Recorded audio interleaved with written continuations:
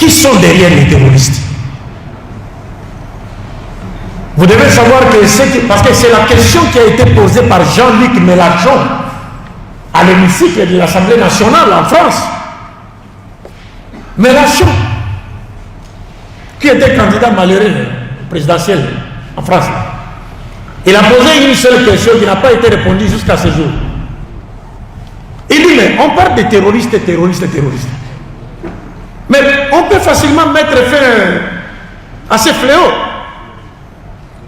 Il nous suffirait de chercher à connaître qui sont derrière les terroristes, qui financent les terroristes, qui recrutent les terroristes, qui arment les terroristes.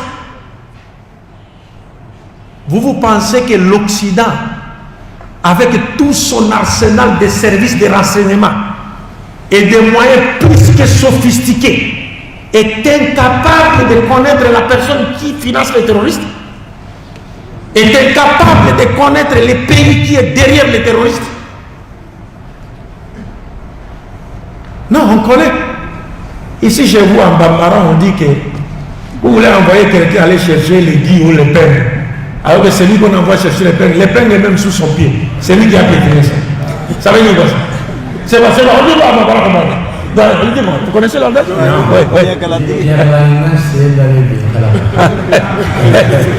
Vous comprenez? Donc vous appelez un partenaire A pour aller combattre les terroristes. Donc les peines qu'on cherche. Mais c'est lui qui piétine les peines. Vous allez le voir. Comment est-ce que vous allez en finir? Comment se fait-il que lorsque le partenaire A arrive, ça dit malgré sa présence, ou voire même grâce à sa présence, les terroristes se multiplient et occupent presque 80% du territoire malien. Et c'est là où j'ai dit, faisons très attention, frère. Remarquez que les terroristes, les pseudo-djihadistes, ne sortent que dans des zones à forte concentration en matière première qui sont recherchées par les partenaires A et ses alliés. Allez-vous comprendre quelque chose? Hein? Il faut faire, surtout l'or. Vous avez l'or ici. On va vous laisser. Mais vous aviez l'homme le plus riche du monde à l'époque. Moussa Massa. Non, Massa Moussa. Hein, Massa Moussa. Ici, là. On ne va pas vous laisser. C'est pourquoi vous voyez que maintenant on se pose la question de savoir, comment? Si les terroristes sont les ennemis du partenaire A et que le Mali a appelé le partenaire B pour l'aider à combattre les terroristes, comment se fait-il que le partenaire A se fâche contre le partenaire B lorsqu'il est en train de combattre ses ennemis à lui? Comment expliquer ça? Analyse pertinente. Oui, mais parce qu'il y a une équation qui dit l'ennemi de mon ennemi est... Ah, mais comment se fait-il que l'ennemi de mon ennemi devient mon ennemi? Devient mon ami. C'est scandaleux ça. Scandaleux. Et puis il faut remarquer, quand le partenaire B arrive au Mali, le partenaire B dit donnez-moi seulement 6 mois. Le nouveau partenaire, il arrive au Mali et il dit aux Maliens, à travers le gouvernement de transition de son excellence Assimi Goïta, digne descendant de Sundiata Keïta. Et de Soumangou quand tu ajoutes. Est-ce que vous comprenez? Alors quand le partenaire B arrive, il dit donnez-moi seulement 6 mois. Je vais en finir avec les terroristes. 6 mois n'est pas encore arrivé. Les partenaires A influencent les nègres des maisons qui sont à son service pour dire vous allez organiser les élections au mois de février.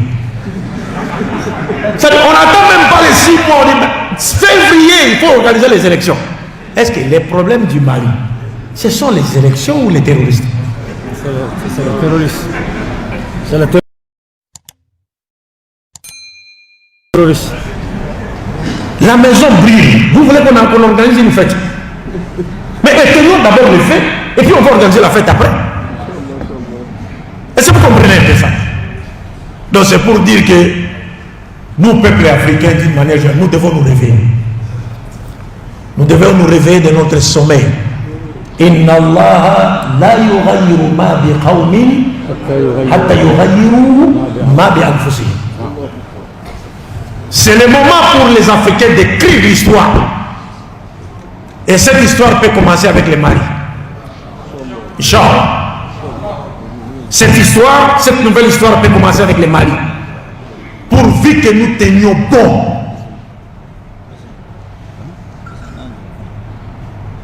Vous savez, moi, c'est l'imam Idriss peut-être qui va rentrer là-bas. Moi, je ne suis pas contre les dirigeants de la CEDEAO. Quelquefois, je me demande, comme ils n'ont pas le choix, est-ce que ce n'est pas une façon pour leur dire, pour nous dire, peuple africain, regardez comment on nous pousse d'agir. C'est à vous qu'il appartient de vous le faire, parce que nous ne pouvons rien. Wallah, je me pose cette question-là. Parce que je ne peux pas imaginer un seul instant.